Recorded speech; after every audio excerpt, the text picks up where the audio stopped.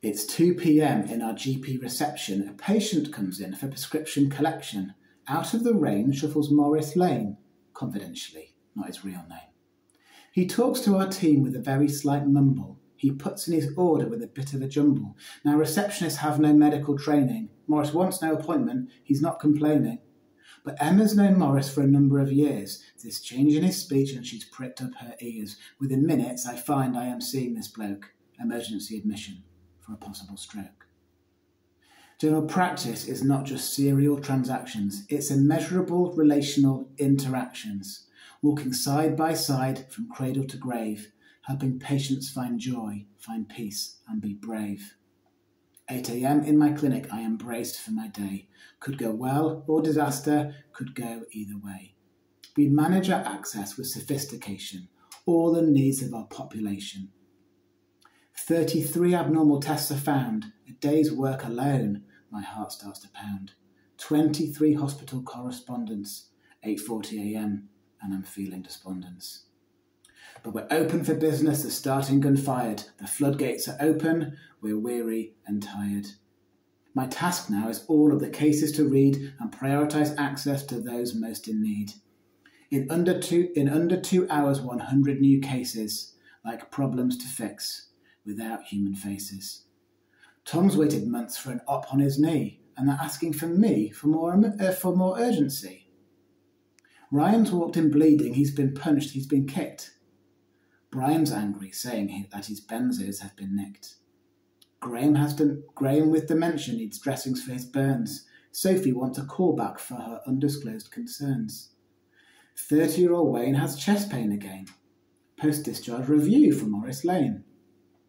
There's one from Miss Cleese with her long-standing wheeze, but I've never heard her tell us before that she struggles to breathe. Since Margaret has retired, although she told me she was fired, she's sleeping more and says she feels incredibly tired.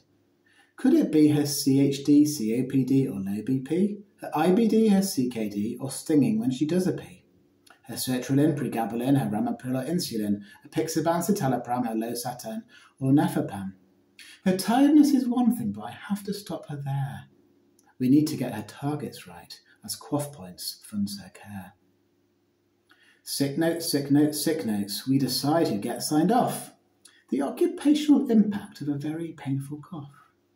More women seeking help they need. I think I know the cause. Awareness raising everywhere about the menopause. Fitbits and Sats probes are spitting out data, putting numbers in context, running later and later. Florence is wanting to fine-tune her health. Lawrence wants to kill himself. You need to replace an out-of-stock medication. Am I fit to fly for tomorrow's vacation? The usual people who call every day, who know what to say to get their way.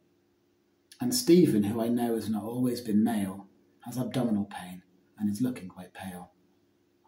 A message has popped up, it's flashing at me. Do I want a cup of tea? Will I mind the extra wee? Leg pain, back pain, head pain, life pain. 100 tough decisions now are messing with my brain. With general practice overwhelmed, you'll start to see what happens. We used to know our patients. Now it's medical transactions. At 7 p.m. exhausted, 3 last cases to resolve. My brain can only handle 2 more problems now to solve. A snotty child, a sudden rash, Miss Khan confused in bed. If I get this wrong by Monday, one of my patients could be dead. It's now 8 p.m. on Friday, telling you we cannot cope. That's the challenge. Where's the change? And where can we find hope? Requesting more resources is a very common theme, but fund our service properly will save us cash downstream. When waiting lists are bursting, I can see the apprehension. Our hospitals are bound to fail if we don't fund prevention. Making change at times is brutal and it drives me round the bend. Our practice shows it's possible to reverse the national trend. Experience making appointments, the experience of care. Was reception helpful? Was your favourite doctor there? Our patient satisfaction still continues to improve. The single causal factor is pretty difficult to prove. Compassion in our leaders and the art of great recruitment, diversity and nurturing staff continual engagement. Psychological safety because building trust is essential, because hope is found when we get round to release our team's potential. Now the government is making a 10-year plan. Can we carry on like this for years? Do you really think we can? We can beg the Labour health team for immediate relief, but prioritising the short term is what put us in this grief. Labour's governmental mission is the right policy, bringing care into communities, prevention and technology.